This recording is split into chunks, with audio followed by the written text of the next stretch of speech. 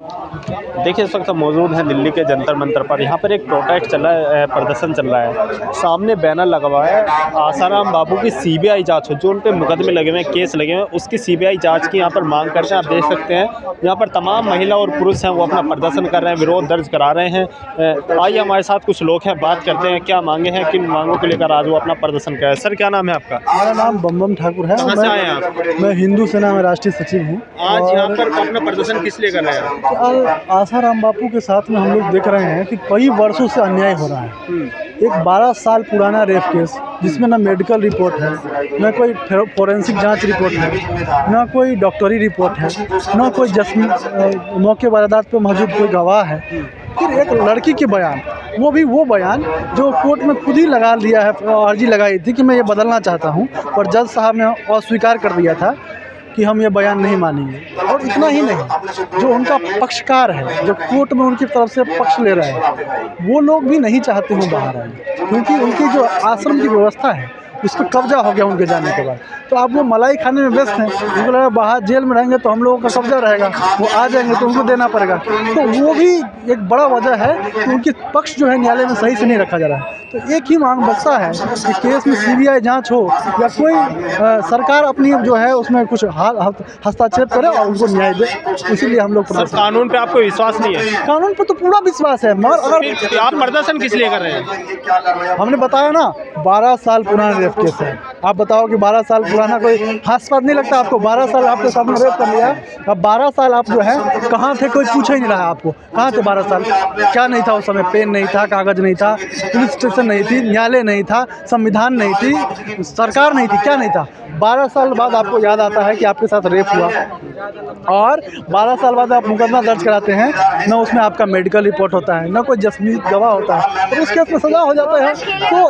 तो बिल्कुल आपको नहीं लगता ये केस झूठा है? आपको नहीं लगता? सर, आसाराम जी के साथ नरेंद्र मोदी जी हैं, जो हमारे प्रधानमंत्री हैं, माननीय, उनकी फ़ोटो नज़र आती है, फिर उनका संयम क्यों नहीं थोड़ा सा?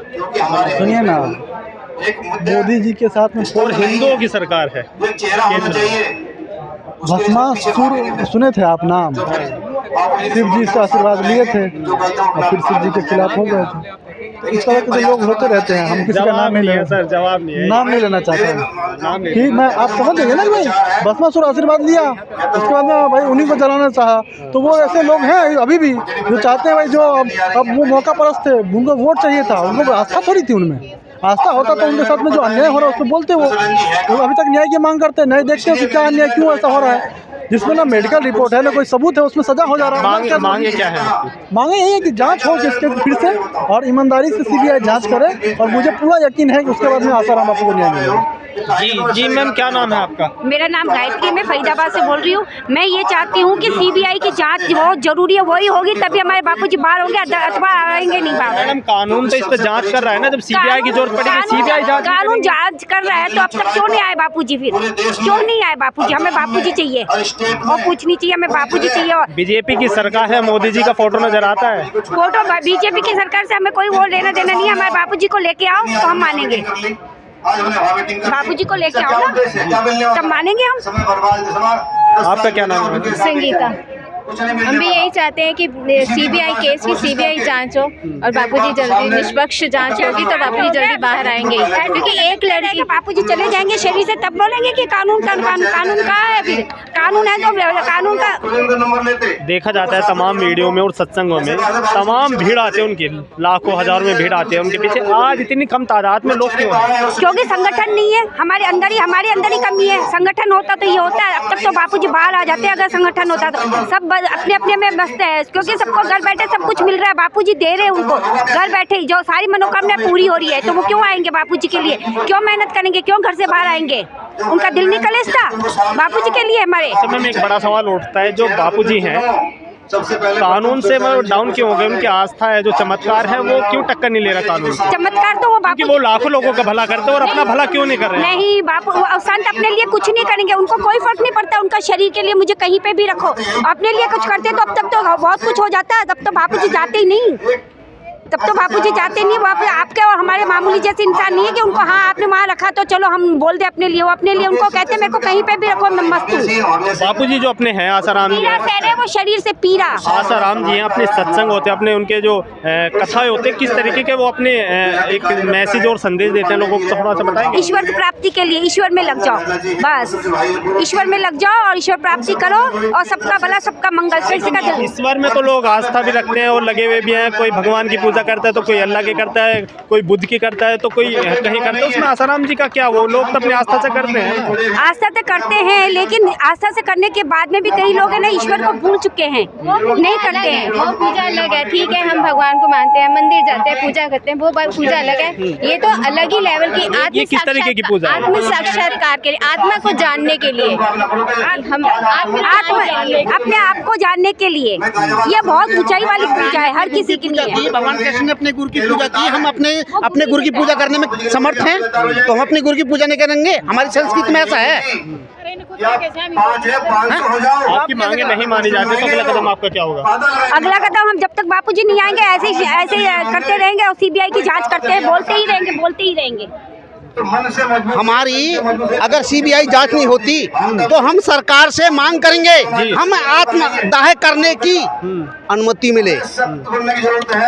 राष्ट्रपति से ज्ञापन देंगे, सर्वोच्च न्यायालय को ज्ञापन देंगे, हम आत्मदाह करेंगे अपने गुरु के लिए। अगर सीबीआई निष्पक्ष जांच नहीं हुई तो आत्मा जा सकता होगा। कानून पे विश्वास रखें। कानून जब कानून हमारे मतलब का नहीं रहा, हमारे सनातन पर नहीं रहा, किसी का मतलब का नहीं होता, वो एक निष्पक्ष जांच करता है। निष्पक्ष जांच होगी तो ये हो रही है ना। कानून पे विश्वास है आपको? कानून पे विश्वास है। कानून पे जब कुछ है ही नहीं न्यायालय, तभी भी ऐसा हो जाए। कानून और कोर्ट कचहरी तय करेगा ना है या नहीं, आपके मेरे कहने से नहीं होगा ना कुछ। नहीं, कानून में मानते विश्वास करते हैं हम कानून के ऊपर। अगर कानून है तो अब तक बापूजी क्यों नहीं आए? क्योंकि केस में तो कुछ भी नहीं है, सब बोगस है। दोषी होंगे तो इसलिए नहीं आएंगे। नहीं, दोष दिखा रहे ना वो लोग, ऐसा षड्यंत्र रचा है, ऐसा षड्यंत्र रचा कि दोषी दिखाई देंगे। जरा उसे देखो।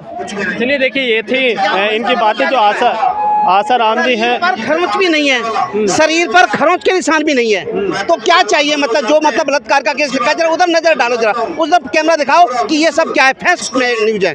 जब किसी बेटी पर, हम किसी बेटी को बेटी है, उसके शरीर पर कहीं भी खरोंच नहीं, प्राइवेट जो अंग है वो भी सुरक्षित है, तो उस पर बलात्कार का केस कैसे लगाया गया?